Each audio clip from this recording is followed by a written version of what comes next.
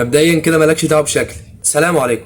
في حاجات كتير النبي صلى الله عليه وسلم كان بيعملها وسابها لنا عشان نمشي وراه فيها ونتبعه صلى الله عليه وسلم.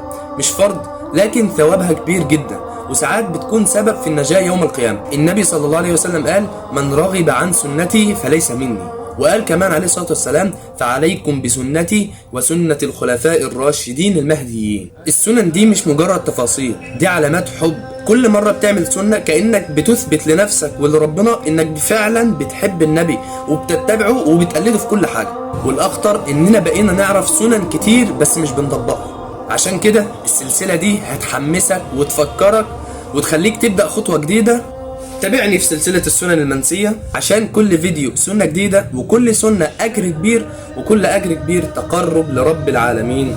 مستنيك من أول سنة لغاية رقم 30. وافتكر دايما إن أحب الأعمال إلى الله أدومها وإن قل. بلغتكم فاللهم فاشهد.